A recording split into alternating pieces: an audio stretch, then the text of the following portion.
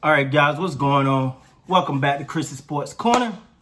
I hope everybody's having a great Sunday, man. For many people in the sports world, it's kind of a celebratory but sad day. You know, happy birthday to Kobe Bryant. Long live the GOAT, man.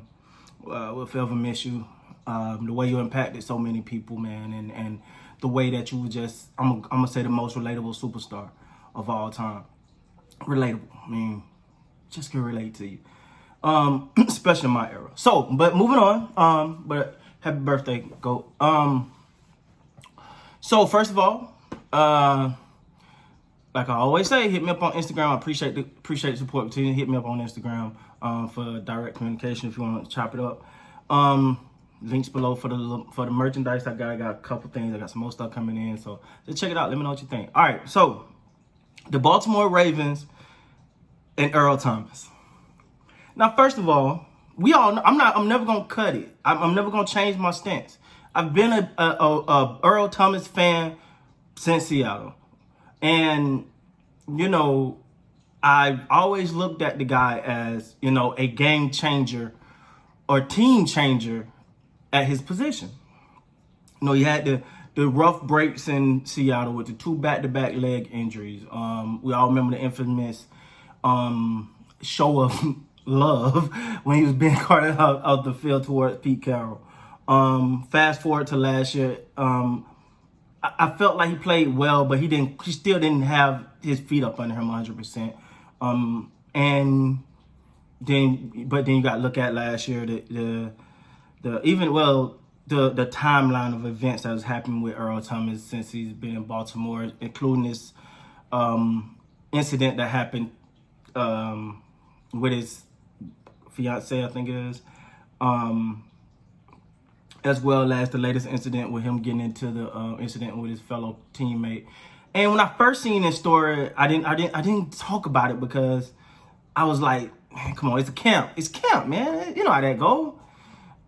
It's camp. You know, players get into it all the time.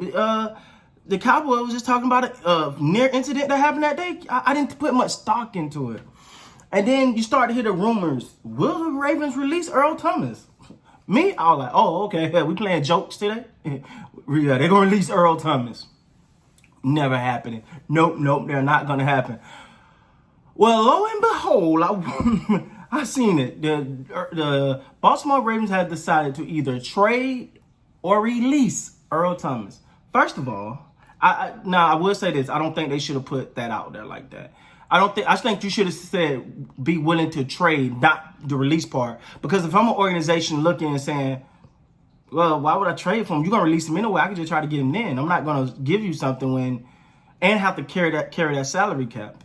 When that salary cap hit when I trade for him, I just wait till you release him. It didn't even make so I do think they should not have said that they were going to trade or release. I would have just said he's open. We're looking at trading him, not releasing him, because I think more people have been apt to give up something.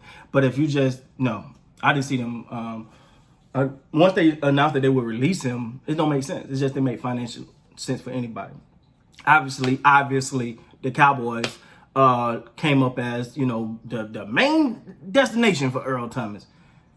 We'll see. And I'm gonna make a video about whether I personally think they should do it or not, but that's not what this video is about. So shout out to especially my guy Ian Raven, man. He been all over this, man.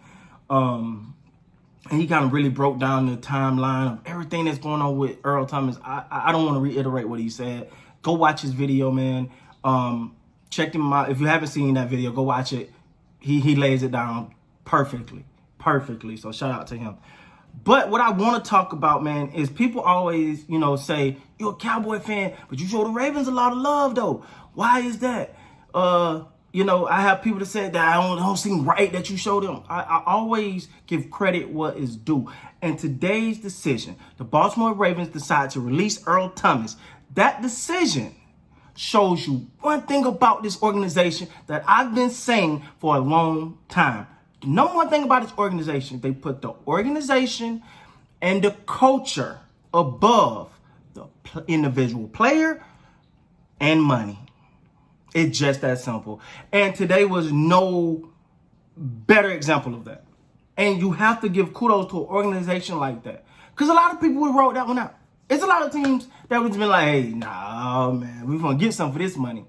I think they're on the cap for close to $28 million over the next 2 years of dead money on their cap just by releasing him. But the fact that they decided that it's more important to have a good culture, a good team, because even though Earl Thomas' talent is up above, is high, he's one of the elites.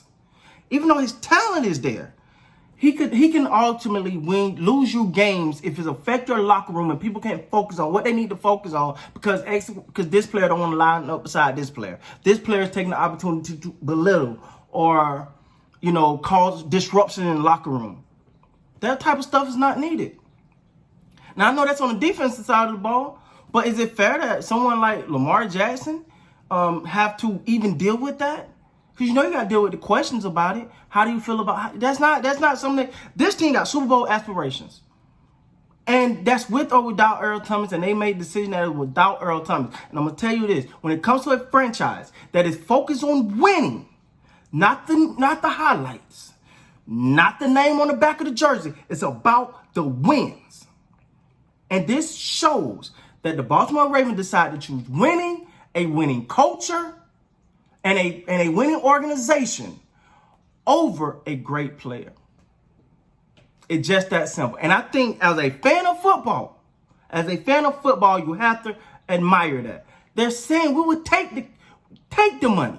Because one thing you got to say about Baltimore, now I'm not going to pretend like I get all down in the nooks and crannies of every little deal they do. I don't, guys. I'm not going to act like that. But when you look at players, when you look at teams that are willing to pay their players, that they think can help their organization, they give them good deals. Earl Thomas got a good deal. Let's not forget he was coming off a broken leg.